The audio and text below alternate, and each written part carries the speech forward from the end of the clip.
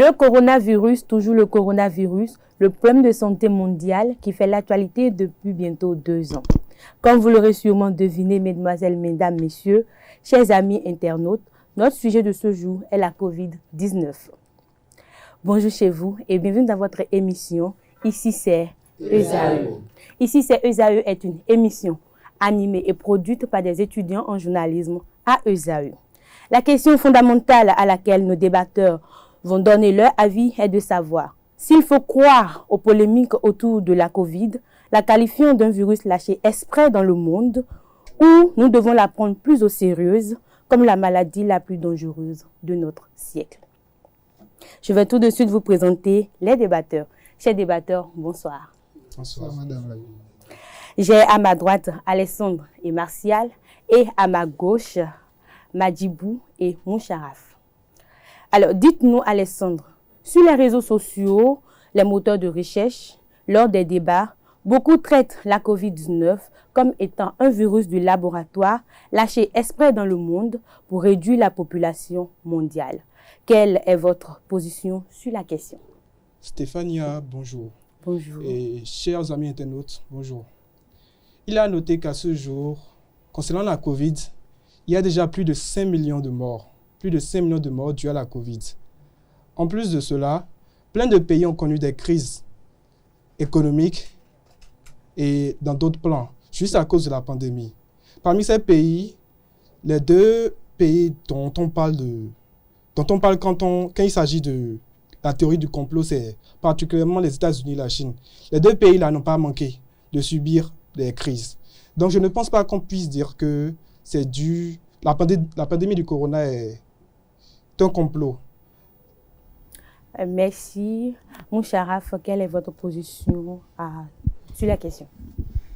C'est une fierté d'être sur ce plateau pour débattre de ce thème, mais avant, permettez-moi de respecter les salutations d'usage, en commençant par vous, madame la journaliste, mon confrère à ma droite et mes vis-à-vis. Ce sujet, le coronavirus, il n'est pas sans savoir, il n'est plus un secret pour quelqu'un dans ce bas monde que ça a été découvert en 2019, précisément en décembre, à Wuhan, dans une ville de la Chine indépendante précisément. Et ce virus, il existait depuis les années 80.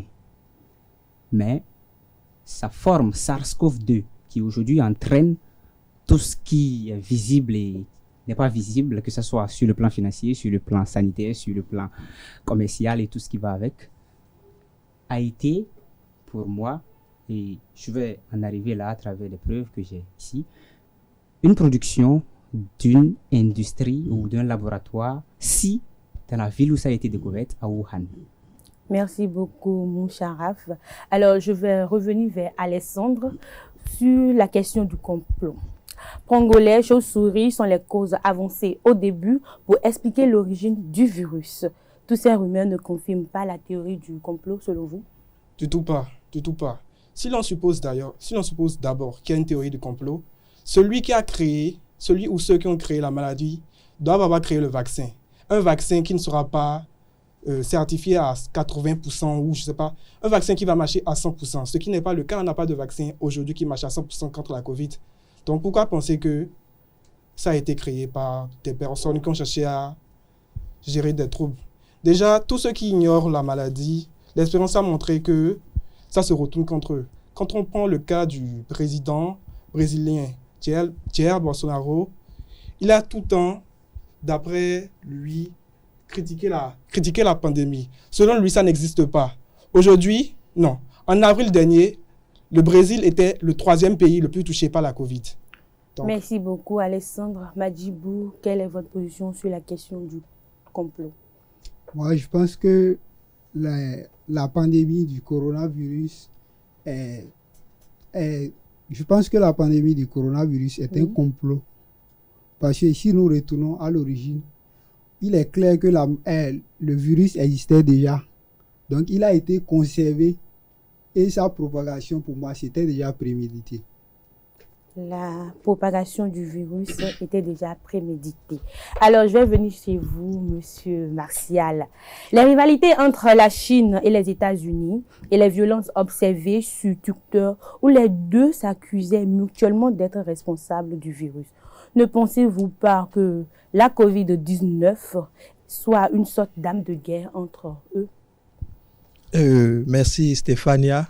Je vais commencer par dire qu'il ne faut pas voir le mal là où il n'y a pas de mal. Ne cherchons pas de problème, on ne défonce pas une porte déjà ouverte. Si on retrouve un virus, nous avons des scientifiques dans la société, excusez-moi, nous avons des scientifiques dans la société qui travaillent chaque jour, qui sont dans des laboratoires et on découvre un virus un jour et des gens se lèvent pour dire que c'est un complot, c'est juste pour réduire la population. Je vois que c'est une mauvaise façon de raisonner. Raisonnons comme des personnes qui ont étudié vraiment. Si vous vous rapprochez des spécialistes vraiment de la question, ils ne vous sortiront pas des arguments comme ça. Vous voyez, c'est un virus qui a été découvert et ils ont vu que ça a muté. Et mon vis-à-vis a dit clairement que ça existait et ça a muté aujourd'hui et ils ont découvert ça. Donc pourquoi dire que c'est un complot pour pouvoir la belle preuve là où le virus a été découvert, la Chine, vous avez vu combien de victimes ils ont eu, combien de personnes en sont mortes, nous avons vu tout ça. Donc pour revenir à votre question, si c'est déjà une entrée en matière pour une autre guerre. Si des États veulent faire de ça une guerre, ça fait leur affaire. Mais retournons ici sur ce plateau qu'il ne s'agit pas d'une théorie de complot. Alors, monsieur Moucharaf. Très rapidement, je vais répondre ou interagir par rapport à ce que mon vis-à-vis vient de dire. Vous savez, depuis la fin de la Seconde Guerre mondiale, on a fini avec le bipolarisme. On a cru finir avec le bipolarisme.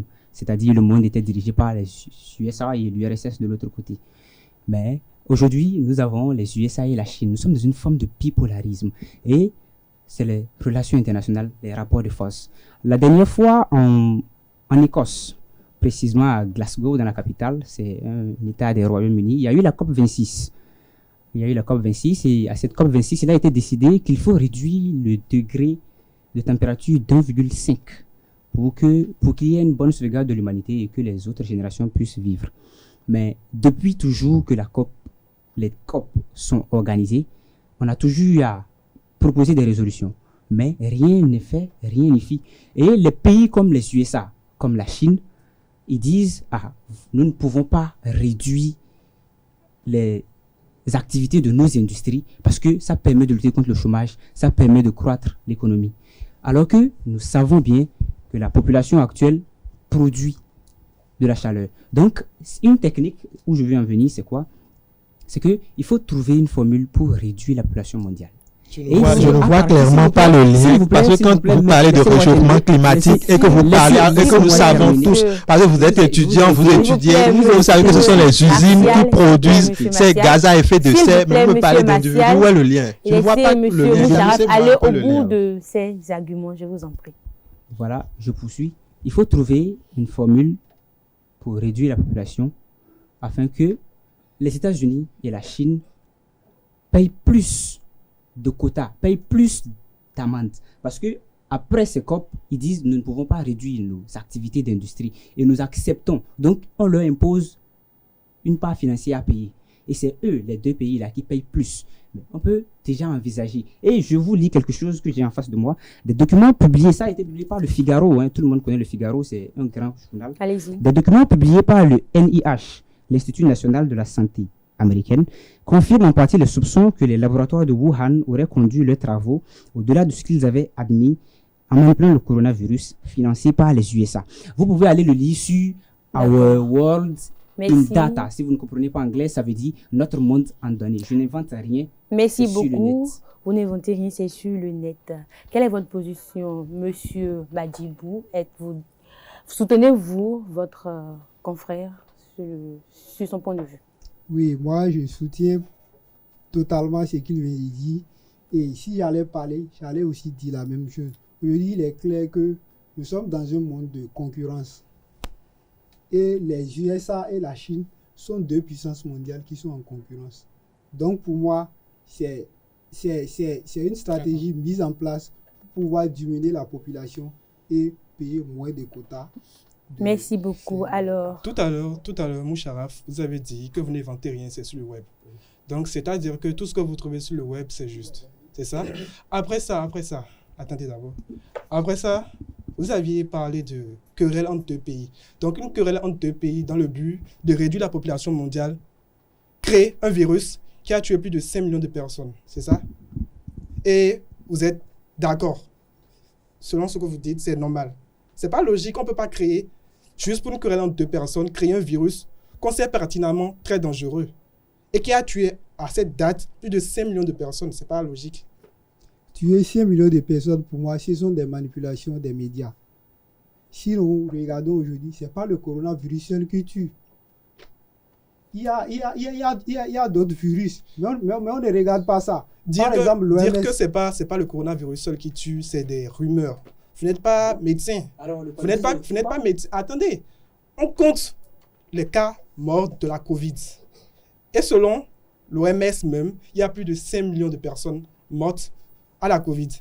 Donc, dans ces 5 millions de personnes, ceux que vous dites qui ne sont pas morts de la Covid, c'est que des rumeurs. Selon l'OMS, plus de 5 millions de personnes sont réellement mortes de la Covid. Pour vous, 5 millions, c'est peu? Moi, je vous dirais que ce sont des manipulations médiatiques. Mais qui êtes-vous? Comme par exemple, on prend le cas de la grippe. Selon l'OMS aussi, la grippe fait...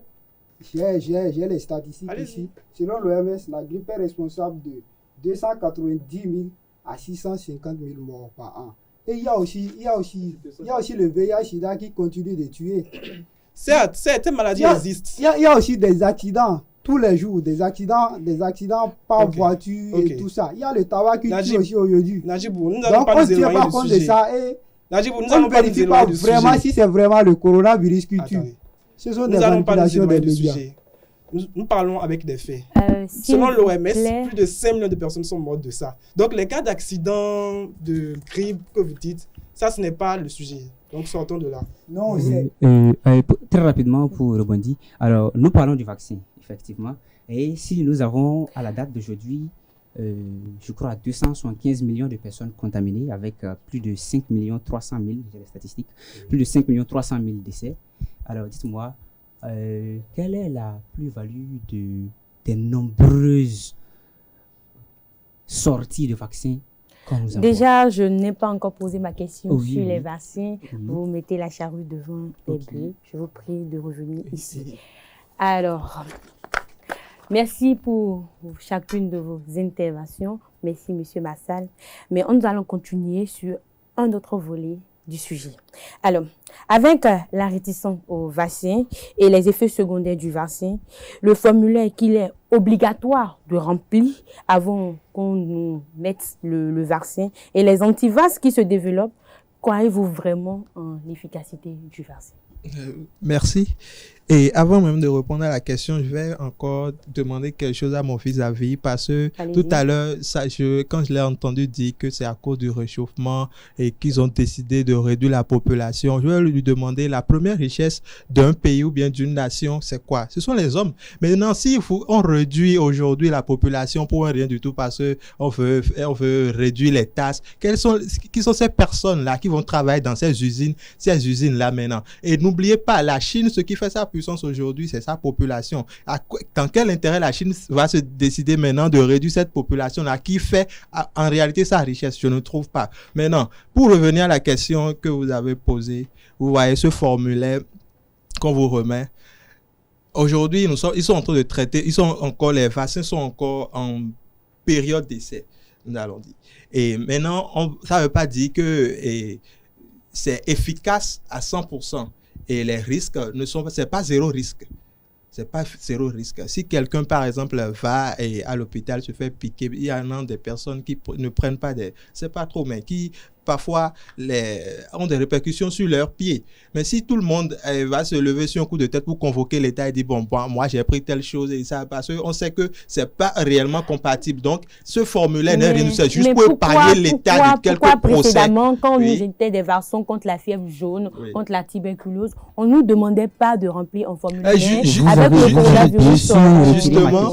Justement, ça a évolué parce que nous avons vu qu'aujourd'hui, avec la légalisation de tout, où on donne donne le droit à quelqu'un de porter plainte contre un État parce qu'il s'est fait piquer par quelque chose qui l'a infumé ou bien un truc là. Donc, aujourd'hui, pour régler en amont ce problème, l'État a pris des dispositions. Parce que quelqu'un, par exemple, qui prend le vaccin et juste parce qu'on lui a dit prends du paracétamol, il n'a pas pris ça. Et le lendemain, il fait une fièvre, il dira que c'est à cause du vaccin. Mais l'État veut régler tout ça. Nous ne voyons pas le mal. Vous voyez, très rapidement, je parlais de l'écosystème. Une des raisons de création de ce vaccin. Mais je n'ai pas fini parce que il y a aussi un autre facteur que mes contradicteurs sont en train d'ignorer. Il y a le volet économique. Je vais juste prendre le laboratoire Pfizer. Vous savez, ce laboratoire, ça a été mis ou installé dans les années, à la fin des années 60, début des années 70. Aujourd'hui, ça doit faire 50 ans. Et imaginons que ce laboratoire ait un chiffre d'affaires de 100 millions de dollars. En 2 ans, avec seulement le fournissement des vaccins Pfizer, ils ont fait un chiffre d'affaires de plus de 92%. Donc, s'ils étaient à 100 millions de dollars, s'ils avaient eu à recevoir ou à accumuler 100 millions de dollars en 50 ans, avec juste 2 ans, de décembre 2019 à décembre 2021, nous sommes en décembre 2021, ils ont eu 192 millions de dollars. Vous voyez le volet économique? C'est tellement évident. C'est tellement évident. Et ça, vous voyez, aujourd'hui, il y a la Turquie de Recep Tayyip Erdogan qui a annoncé aussi que d'ici mars-avril, il y aura le Turcovac. C'est devenu quelque chose de viral où chacun veut gagner son pain.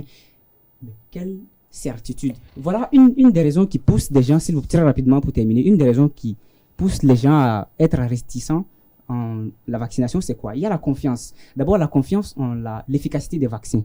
Aussi, il y a la confiance en les laboratoires qui les fabriquent. Donc, pour faire croyez-vous en l'efficacité du vaccin? Les personnalités politiques qui déploient ces vaccins. Vous voyez, moi, je suis un citoyen irakien ou afghan, un taliban. Et vous me demandez peut-être de me vacciner. Vous pensez que je vais effectuer ce vaccin produit par les Américains? Je vais faire du Johnson & Johnson ou je vais faire du Pfizer-BioNTech? Vous savez, il y a aussi la complaisance. Le vaccin est là, mais est-ce que moi, j'ai la certitude que cette maladie représente une insécurité pour mon corps? Bien sûr que non, il y a tellement de personnes et de personnalités qui sont dans les villages très reculés qui ne savent même pas quelque chose du coronavirus. Merci beaucoup. Nous allons donner la parole à votre vis-à-vis. Vous voyez l'inefficacité totale. Les gens font du business, mais on ne veut pas le dire. Merci on a peur de le dire ou peut-être on le cache parce que nous aussi, on a quelque chose dans les poches. Merci beaucoup. Nous allons laisser votre vis-à-vis donner sa position par rapport. Concernant l'intervention de Moucharaf, je tiens à dire que partout où il y a des heureux, il y aura forcément des frustrés. Parce que je ne vois pas en quoi le fait que quelqu'un s'enrichisse du fait de créer un vaccin vous gêne vous. Quand il s'agit de la sécurité de la santé internationale, lui, il fait partie des gens qui préfèrent le vin pour quelques-uns au lieu de l'eau pour tous. Vous voyez, c'est des comportements qu'il faut bannir. C'est des comportements qu'il faut bannir. C'est des comportements comme le vôtre qu'il faut bannir. En 1958, c'est un blanc qui est venu au Dahomey. Je ne vous l'apprends pas, hein, vous devez le savoir, les téléspectateurs doivent le savoir. Il est venu au Dahomey, il a dit le Dahomey est le quartier latin de l'Afrique. Mais cet intellectualisme fait de mesquinerie et de méchanceté est de nature à retarder son développement. Mais si aujourd'hui, nous avons des gens qui pensent, des gens qui réfléchissent... Ok, maintenant on va laisser les cours d'histoire. On ne peut pas laisser les gens nous arriérer. Mais c'est pour ça les gens font du business dans notre dos. Monsieur Moucharaf, merci beaucoup, monsieur Moucharaf. Laissez s'il vous plaît votre vis-à-vis développer aussi ses arguments. Certes, ils font du business dans notre dos. Mais le vaccin nous protège contre les formes graves du virus. Et les effets secondaires. Les vaccins réduisent le risque de contamination si vous êtes déjà infecté. Les vaccins vous permettent d'éviter d'attraper la COVID après un certain temps. C'est curieux ce que vous dites là. C'est curieux ce que vous dites. C'est vrai que vous savez, il y a des gens qui profitent de ça. Le débat ne se fait pas uniquement entre vous deux. Il y a aussi vos confrères à qui j'aimerais, s'il vous plaît, monsieur Alessandre, monsieur Moucharaf, je vais donner la parole à monsieur Majid pour nous donner sa position. Croyez-vous en l'efficacité du vaccin? Non, du tout pas. Parce que le vaccin même lui-même, il est d'abord pire plus que le mal. Ah bon? Oui, parce que... Ça là d'abord c'est une affirmation gratuite. Mais je vous laisse continuer. Sur Internet, j'ai lu, il y a, après l'administration des 2 premières doses, le vaccin, ça fait des morts. Vous avez lu ça où? Vous avez lu ça où? Lui aussi, il parlait de... Vous avez lu ça où? Réduit le risque. Attendez, vous avez lu ça où? Vous avez lu ça où? Donnez-nous vos Sur sources. Internet, quel site? Tout ce qui concerne la Covid, c'est l'OMS qui donne des informations certifiées. Vous avez lu ça sur l'OMS? Non. Mais, Ok, donc c'est faux. mais je vais vous revenir. Mais- Je vais vous revenir. Vous avez parlé de risque, de réduction des risques. Oui. Le vaccin réduit le risque, mais ça ne bannit pas le risque. Bien Et sûr. vous dites que ça permet de ne pas contracter la maladie pour un certain temps. Ça ne veut pas dire nécessairement que c'est efficace et que le mal ne peut plus exister. Vous Non, savez. le vaccin n'est pas D'accord. Vous savez, on est Mais au Bénin, si- on est dans un pays francophone. Donc, quand je parle français, essayez de me comprendre. J'ai dit que ça réduit le risque. Je n'ai pas dit que ça anéantit le risque. Réduire, ça signifie que j'ai moins de risques d'attraper la Covid qu'avant. Mais j'ai quand même des risques d'attraper la Covid. Donc, ne nous perdons pas. D'accord, merci beaucoup, monsieur Alessandre. Je vais vous poser une autre question et j'espère vraiment que cette fois-ci, vous allez répondre effectivement à mes questions, n'est pas trop bavardé en l'air. Alors, les antivas disent que ce sont les plusieurs doses du vaccin qui sont à l'origine des différents variants du virus. Pensez-vous qu'on devrait boycotter ces rumeurs et tous se vacciner, monsieur Maciel? Et merci. Au fait, quand on demande à la population de se vacciner, ils ne savent pas, c'est-à-dire ce que ça représente. Parce qu'un mal, imaginez-vous, parce que depuis votre âge, vous n'avez jamais vu un mal où on peut confiner tout un État, on ferme tout et vous n'avez accès à rien, vous restez dans votre science, vous avez même, c'est-à-dire beaucoup de chances de devenir fou. Vous ne voyez pas vous ne voyez pas l'ampleur et on vous dit seulement, allez vous faire vacciner. Au moins, quand vous serez vacciné, vous aurez atteint l'immunité collective, vous allez pouvoir sortir et faire tout ce que vous voulez. Et là, c'est que même quand vous faites le vaccin, au moins, vous protégez aussi ceux qui sont face de vous, puisque avec le vaccin, vous êtes éloigné, voilà, des formes graves. Vous voyez, par exemple, si tu fais le vaccin, c'est-à-dire tu ne peux plus faire le Delta, par exemple. Donc, selon vous, on devrait boycotter ces rumeurs et tout cela. Ces rumeurs-là, bien sûr, c'est à cause des réseaux, l'accès facile aux médias aujourd'hui, que nous avons tout ça. Quelqu'un prend son téléphone, il peut dire tout ce qu'il veut. Alors, monsieur Chara, vous dites qu'on ne peut pas obliger quelqu'un à prendre un vaccin. Mais vous savez que quand vous et moi, on tombe malade, les parents nous obligent à manger et pour pouvoir trouver de force pour lutter contre la maladie. Et je pense que le vaccin n'est pas comme une sorte de médicament. Et le gouvernement essaie juste de protéger la population. Vous savez, on ne peut pas arrimer une nutrition alimentaire à un problème sanitaire. Je ne vous reçois pas. On ne peut pas arrimer une nutrition alimentaire à un problème sanitaire. C'est un peu comme ne pas vouloir allumer une bougie qu'on détient lorsqu'on se retrouve dans les ténèbres. Je vais me faire un peu plus simple. Oui, allez-y rapidement, s'il vous plaît. Comme j'ai eu à le dire, plus de la moitié des gens qui ont fait le vaccin l'ont fait par contrainte. Ce n'est pas moi qui le dis. Allez-y, s'il vous plaît. Alors, ces derniers, par peur de ne pas perdre leur boulot, ou parce qu'ils veulent se rendre dans un pays hors des frontières, ou parce qu'ils veulent peut-être effectuer un test ou avoir un papier dans l'administration publique, à la mairie ou quelque chose, sont tenus d'aller se faire vacciner. C'est contraignant. Et ce qui est contraignant a un côté négatif, même s'il a pour but d'être bénéfique pour les Alors, touristes. merci beaucoup. Merci à vous, chers débatteurs. À présent, nous allons écouter l'avis de quelques citoyens sur le sujet. Voilà, c'est une question un peu délicate parce que sur l'actualité aujourd'hui, il faut pas aller dans tous les sens.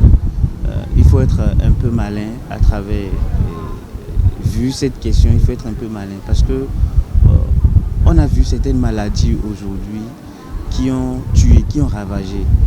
Et c'est au bout des années, au bout des expériences qu'on a trouvé des solutions. C'est vrai que Covid-19, on a rapidement trouvé une solution. Mais cette solution reste une solution expérimentale, j'allais dire. Mais ceux qui ont... On ne peut jamais penser que c'est un complot. Moi, personnellement, je ne peux pas penser que c'est un complot entre États de pouvoir dire que ce vaccin peut tuer peut-être après 2 ans d'expérience, parce que c'est ce qu'on entend dire.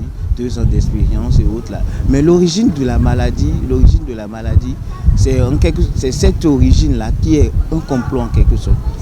C'est un complot parce que on a vu que dans un pays, il y a une guerre économique. On a entendu dire, parce que les actualités en parlent beaucoup, on a entendu dire que bon, c'est d'autres pays qui veulent aller contre l'économie de l'autre pays. Donc ce qui fait que souvent, nous qui suivons l'actualité de près, on est un peu embrouillés. On pense, nous en tant qu'étudiants, que bon, la cause réelle, c'est de pouvoir diminuer économiquement certains pays, réduire économiquement la population de certains pays. Or, ce n'est pas du tout. C'est pas du tout. Je pense personnellement que ce n'est pas un complot et que c'est juste une série de maladies qui a envahi le monde et qu'il faut trouver solution. Et la solution est là, il faut aller se vacciner. Bon, se faire vacciner, je ne peux pas dire que se faire vacciner est l'ultime solution, puisque même après le vaccin, on est encore exposé à la contamination. Même après s'être fait vacciner, on peut encore contracter le virus. Mais je pense que c'est la meilleure solution pour éviter la propagation du virus.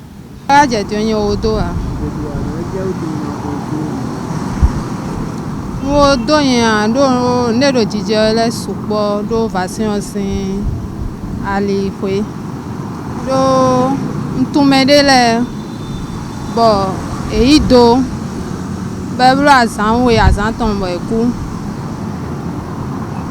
lẹ́tùmẹ̀dẹ́lẹ̀ bẹ́ẹ̀ do bọ́ après ẹ̀wà bẹ́ẹ̀ nùdí palu ìdọ̀hún yẹ bónùmọ̀ bólẹ̀ kú va donc ẹni ọ̀lẹ́ bí ọ yẹn ló pípọ́n kankan yìí ndé bó do ẹ̀sìn do ẹlẹ́dọ́mẹ̀tìlẹ̀ kó ètò vaccin ọ̀ ẹ̀dàlẹ́bọ̀ kó káṣí ní bọ̀ ntẹ́tùmínà do vaccin ọ̀ tàm. Normalement, ni mi do vaccin, mi do immuniser, mi so do na level de mi a hwe cash ne, mon a level blole ya. Donc pour do fini e wa ni egban lo nukun yen ton me pere, e wa so yen di kasi yen odo a.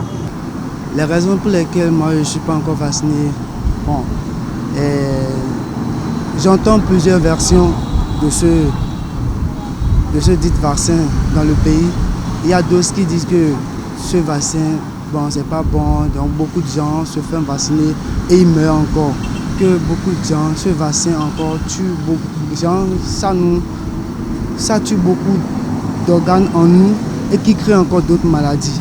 D'autres disent que c'est bon, juste pour éviter le mal. Donc voilà qu'il y a encore, en Europe, la propagation de ce virus, on voit réellement que beaucoup meurent pour ça. Mais ici en Afrique, on ne reconnaît pas, on ne voit pas ça dans nos vies. Donc ce qui veut dire que ce mal vraiment existe en Afrique.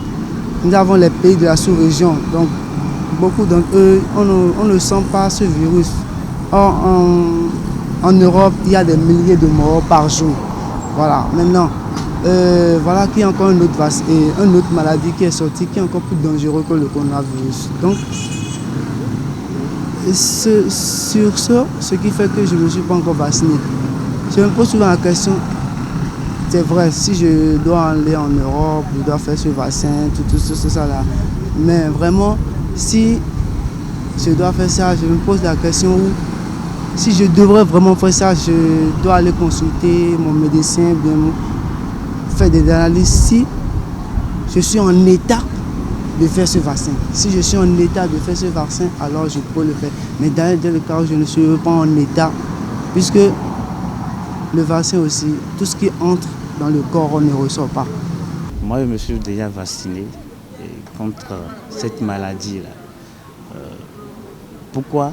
Parce que d'abord, c'est une première solution pour lutter contre la maladie qui sévit actuellement le monde entier. Je me suis vacciné parce que ici, à Usaïe, c'est l'une des priorités de nos agents et de nos autorités pour que tout le monde se fasse vacciner. Cette maladie qui tue en quelque sorte, qui ravage sur son chemin, pour trouver une solution, et la solution qui a été trouvée d'ailleurs, c'est le vaccin. Et ce vaccin, même si d'autres contestent aujourd'hui, je pense que c'est d'abord une première solution. Et les essais ont conduit ou bien ont montré, ont donné une expérience que bon, voilà, si vous vaccinez, au moins vous serez protégé contre cette maladie. Hormis cette solution, je pense que bon, il faut se prévenir, il faut prévenir cette maladie-là, il faut se laver les mains comme on le fait d'habitude là. Il faut aussi respecter les gestes barrières. Il ne faut pas aussi s'approcher de ceux qui se sont contaminés en temps. Donc il faut éviter, en quelque sorte, d'être contaminé.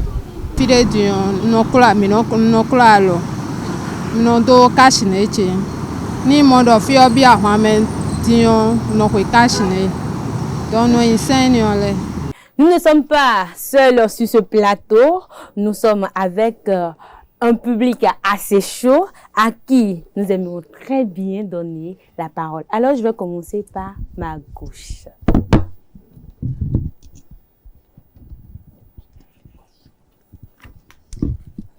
Merci Stéphania. Moi, le vaccin en lui-même ne me pose pas problème.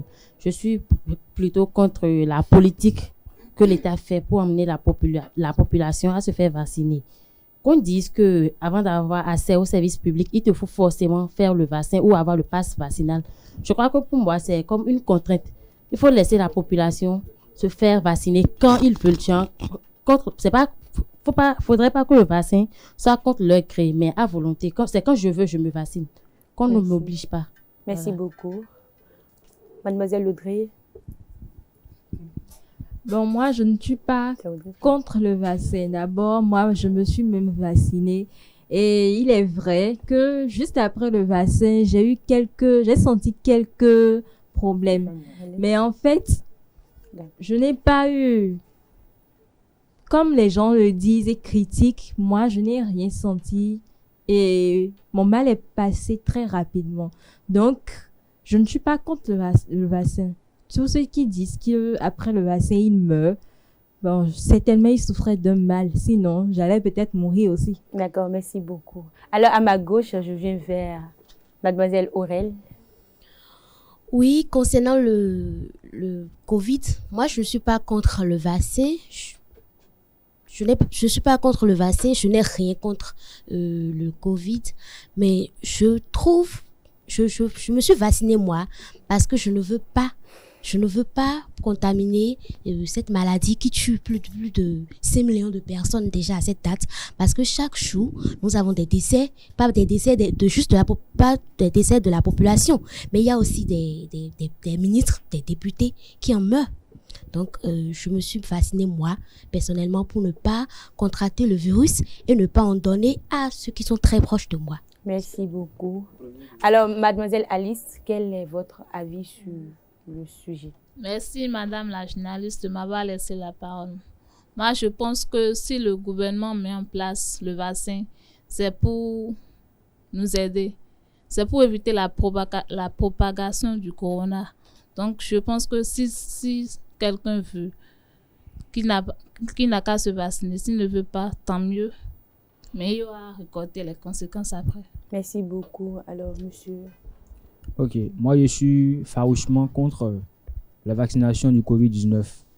Pourquoi? Parce que avant de se faire vacciner, l'on nous demande de remplir des formulaires. Pourquoi? Ils ont dit qu'il y a le Covid-19, de se vacciner et tout. Et puis d'abord, ils ont dit de respecter les gestes barrières, de se laver les mains, et puis ils disent encore de faire le vaccin. Alors que il y a des gens qui ont fait le vaccin qui sont décédés. J'ai des preuves, je ne parle pas pour parler. Les gens qui ont fait le vaccin, ils sont morts. Et on nous force à faire le vaccin. D'autres disent, le gouvernement dit aussi que désormais les fonctionnaires n'auront plus accès à leur bureau s'ils ne se vaccinent pas. Tout ça pourquoi? D'accord, tout ça. Déjà, si on respecte les gestes barrières, on se lave les mains, on a nos masques et tout ça va déjà pour lutter contre le virus. Pourquoi forcément se faire vacciner? Je suis contre la vaccination et je ne le ferai pas. Merci beaucoup. Alors, chers débatteurs, vous avez écouté l'intervention des citoyens et du public. Alors, pensez-vous toujours que le vaccin est l'ultime solution? Vous savez, madame la journaliste, vous savez, autant que j'étais petit, je me rappelle, quand je me sentais pas bien, ma mère écrasait les médicaments. Elle écrasait ça restait sous forme de poudre. Quand elle mélangeait avec du miel, elle me faisait prendre. Des fois, quand il n'y avait pas le miel, elle m'obligeait à prendre ça comme ça. Tout ça, c'est pour vous dire quoi? Tant qu'il s'agit de la santé de quelqu'un, normalement, on ne devrait même pas demander l'avis de quelqu'un. On force tout le monde à se faire vacciner. Dans certains pays, tu ne te fais pas vacciner, tu ne sors pas. Si on mettait ça au Bénin ici, beaucoup de ces gens-là qui ne veulent pas se faire vacciner allaient tous aller se faire vacciner, qu'ils le veuillent, qu'ils ne veulent pas. Donc, c'est un peu ça. Pour moi, le vaccin doit être obligatoire. Merci beaucoup. Alors, Monsieur Oumou Sharaf, selon vous, le vaccin est l'ultime solution? Bien sûr que non, ce n'est pas l'ultime solution. Mais ce qu'on devrait faire ou ce qu'on devrait utiliser ou créer comme ultime solution, c'est encourager nos tradithérapeutes à créer notre vaccin. Vous voyez, depuis décembre 2019, en ma connaissance, aucun pays africain n'a encore produit quelque chose comme vaccin. Il y a l'Afrique du Sud qui a lancé les prémices, mais jusque-là, RAS, comme on le dit, excusez le terme vulgaire. Monsieur Maciel. Le vaccin n'est pas le seul moyen, mais c'est le moyen le plus sûr pour pouvoir éradiquer le mal. Aujourd'hui, il y a des traitements qu'on vous demande de faire, mais ce n'est pas suffisant. Si vous vous faites vacciner, c'est plus sûr. Donc, il faut encourager cela parce qu'au moins, quand tout le monde va se faire vacciner, on saura déjà à quelle étape nous sommes et quelle étape reste à franchir pour pouvoir vaincre ce mal. Monsieur Madi, quel est votre avis sur le vaccin? Est-ce que c'est l'ultime solution? Bon, moi, je pense que le vaccin, ce n'est pas l'ultime solution. Parce que on prend le vaccin, ça ne guérit pas le mal. Et le vaccin existait depuis et jusqu'aujourd'hui. Le mal continue de faire des ravages. Donc pour moi, je pense que ce n'est pas l'ultime solution. Mais là, il y a un problème. Et je ne vois pas en quoi on doit forcer les citoyens à se faire vacciner. D'accord, donc moi, je pense que derrière le vaccin, il y a un intérêt qui n'est pas expliqué. Monsieur Nadjibou, il y a le concept de vaccin que vous n'avez pas bien compris. Vous avez dit que le vaccin ne guérit pas le mal. Effectivement, aucun vaccin ne guérit le mal. Le vaccin, c'est pour protéger contre le mal. Et auparavant, Moucharaf, vous disiez qu'on devrait encourager les tradithérapeutes à créer un vaccin. Ça m'a fait rire quand vous avez dit ça. Je le vaccin, mais j'ai dit oui. Un médicament. Ça peut être des écorces, ça peut être des racines, ça peut être des feuilles qu'on va boire. Les tradithérapeutes dont vous parlez là, eux-mêmes, ils n'ont pas de cerveau, vous pensez? S'ils pouvaient le faire, ils l'auraient déjà fait. Et le tradithérapeute qui aurait créé ça allait vendre son produit très cher. Vous savez, le problème avec l'Occident, c'est que l'État les accompagne financièrement. Vous voyez le vieux qui est au village, qui a les herbes et qui n'a pas assez d'argent pour peut-être mélanger une petite potion. Vous savez, pour ajouter à ces herbes. Alors que si l'État lui donnait ne serait-ce que 100 000 francs. Vous voyez, quand vous voyez le vaccin américain, vous savez combien l'État américain a mis de Donald Trump à Joe Biden aujourd'hui. Vous savez combien de millions de dollars ont été investis pour la création de ces vaccins. Si c'est qu'on faisait 1 centième au Bénin et peut-être au Togo, au Mali, au Burkina Faso, vous pensez qu'on serait encore à ce stade-là? Si les tradithérapeutes avaient la conscience qu'il faut mélanger telle solution avec telle solution pour pouvoir créer le vaccin, ils l'auraient fait avec ou sans financement. Ils se seraient réunis pour trouver les financements eux-mêmes et créer ce médicament-là. Ah bon, ça marche comme ça? C'est comme ça qu'ils avaient trouvé. C'est pour cela que nous sommes dans l'à peu près à chaque fois. Nous devons agir avec les procédures administratives. Quand on est dans l'à peu près, ça ne peut pas donner. Alors, je vais vous inviter, peut-être, je ne sais pas trop pour vous départager, à écouter l'avis d'un expert sur la question. Selon moi, en tant que le petit scientifique que j'ai dit là, c'est une invention volontaire de l'homme, mais c'est pour nuire plutôt aux pays pauvres. Les Africains, par exemple, pour avoir beaucoup plus de pouvoir à venir chercher leurs richesses, etc. Mais c'est le contraire qui s'est produit. Je le dis, pourquoi je dis ça? L'OMS, qui est une organisation mondiale de la santé, est partie jusqu'au siège.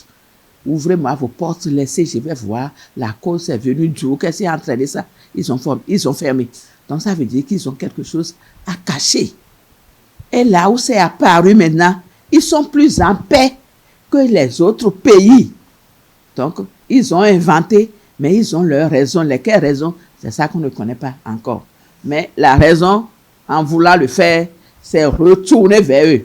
Ils ne pensaient pas que ça allait prendre le monde, l'Europe. Ils pensaient seulement nuire aux pays pauvres, africains, etc., etc. Mais c'est l'inverse qu'ils ont eu. Parce que quand j'écoute un peu les informations, je n'invente rien, je n'ai plus le temps de lire, mais j'écoute les informations. Il y a déjà une 5e dose, 6e, 8e dose. Si c'est efficace, puisque nous ici en Afrique, on a l'habitude de faire des vaccins anti-rougeoleux, poliomyélite, la variole, etc. Mais on a éradiqué la variole. Si c'est si efficace que ça, pourquoi on avance encore depuis pour aller jusqu'à 3e dose de vaccin contre la COVID-19? C'est déjà trop fort. Il n'y a pas d'efficacité. Ils sont tous là en train de faire un jeu. Ça prévient, mais ça n'a jamais guéri. Pourquoi ça ne guérit pas? Parce que c'est une maladie virale. Les maladies virales, là, ça mute, ça change. Dès qu'on leur trouve un produit pour les atténuer un peu, ils changent d'autres membranes pour être beaucoup plus nuisants que le premier. Le vaccin, nous le faisons parce que nous, on nous dit, faites le vaccin parce que vous pouvez à tout moment. Surtout pour les personnes âgées. Moi, j'ai 69 ans. Personnes âgées, infirmières étant encore un peu dans les centres de santé, on a peur. Je peux faire la maladie à tout moment, mais je vais faire une forme frustre, une forme sans complication, quoi. Donc, c'est pour cela qu'on accepte de faire le vaccin. Le mot imposition, selon moi, je ne l'accepte pas. Il manque un peu de tact. Ce qu'on vient de dire là, c'est une sensibilisation. Il faut sensibiliser pour dire on peut faire 1000 vaccins, mais c'est une maladie virale.